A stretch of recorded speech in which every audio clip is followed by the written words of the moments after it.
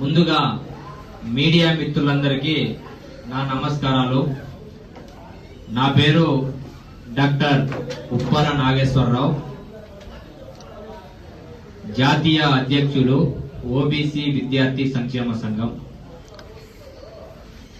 ఈరోజు దేశంలో bourgeois BC ఎమ్మెల్యేలకు, బూర్జువా బీసీ ఎంపీలకు, బూర్జువా బీసీ మంత్రులకు సూటిగా ఓబీసీ విద్యార్థి సంక్షేమ సంఘం కొన్ని ప్రశ్నలు వేస్తా ఉంది.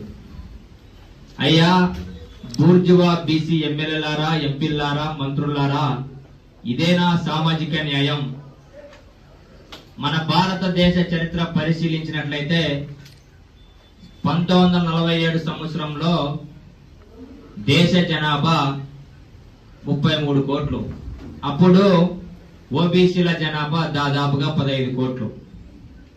1990లో దేశ జనాభా 103 కోట్లు. అప్పుడు దేశంలో దాదాపుగా ఓబీసీల జనాభా 52.5 కోట్లు. అంటే ప్రస్తుతం 2025 సంవత్సరంలో దేశ జనాభా 140 కోట్లు. ప్రస్తుతం ఓబీసీల జనాభా దాదాపుగా 85 నుంచి 90 కోట్లు.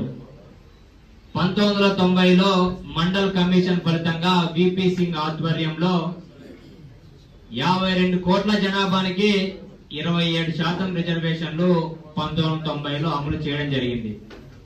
1990 నుంచి 2025 వరకు దాదాపుగా 35 సంవత్సరాలు కావస్తున్నా కూడా ఓబీసీ రిజర్వేషన్లు 27% మించలేదు. అంటే 1990లో దాదాపుగా 52 కోట్ల ప్రజానికానికి 27% ఇస్తే ప్రస్తుతం 85 నుంచి 90 కోట్లున్న ఓబీసీ ప్రజానికానికి కూడా అదే 27% రిజర్వేషన్లు దేశంలో అమలు చేయబడుతుంది. ఈ రిజర్వేషన్లు పెంచకపోగా మన బూర్జువా కేంద్ర మంత్రివర్యులైనటువంటి గౌరవనీయులు రామ్మోహన్ నాయుడు గారు, ఈయన మనం అందరూ చూసాం, ఈనాడు పత్రికలో కూడా రాయడం జరిగింది. ఆయన రామ్మోహన్ నాయుడు గారు కేంద్ర హోంశాఖ మంత్రివర్యులైనటువంటి అమిత్ షా గారిని కలిసి మా రాష్ట్రంలో ఉత్తరాంధ్రలో అనేక ఓసీ పేద కులాలు, మరి బీసీ పేద కులాలు ఉన్నాయి, వీళ్ళని ఓబీసీలో చేర్చామని హోంశాఖ మంత్రివర్యుల గారికి వినతి పత్రం ఇవ్వడం జరిగింది. అదేవిధంగా నేషనల్ బీసీ కమిషన్ చైర్మన్ గారికి కూడా వినతి పత్రం ఇవ్వడం జరిగింది. మేము సూటిగా ఒకటే అడుగుతా ఉన్నాం, సార్, నిజమైన బీసీ పేద కులాలని, ఓసీ పేద కులాలని ఓబీసీలో చేర్చడం మాకు సమ్మతమే, కానీ 1990 నుంచి 2025 వరకు ఓబీసీ రిజర్వేషన్లో 27% మించి పెరగలేదు సార్. ముందుగా మీరు ఈ ఓబీసీ రిజర్వేషన్ ని 27% నుంచి 47% పెంచమని కేంద్ర హోంశాఖ మంత్రివర్యులకి వినతిపత్రం ఇవ్వండి సార్. కేంద్ర మంత్రివర్యులు ఎలా ఉందంటే మన బీసీల పరిస్థితి, మన బీసీ రిజర్వేషన్ల పరిస్థితి, బావిలో వాటర్ లేవు గానీ బావి బయట బకెట్ల కొట్లాడంట. మన ఓబీసీ రిజర్వేషన్ చూస్తే 27% ఉంది, కానీ ఆ 27% కోసము వేల కులాలు కొట్లాట.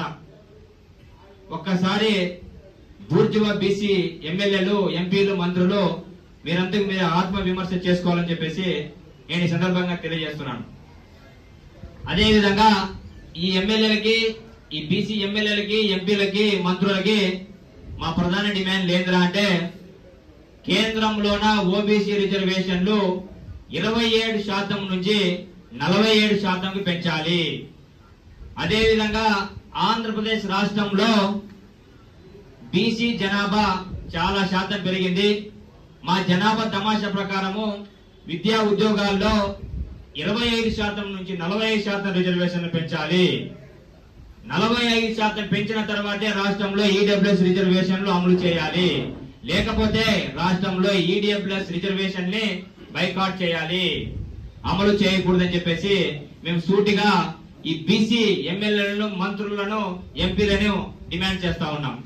అదేవిధంగా మన దేశంలో చూస్తే 15% ఉన్న అగ్రవర్ణ పేద కులాలకి 10% రిజర్వేషన్లు ఇచ్చారు.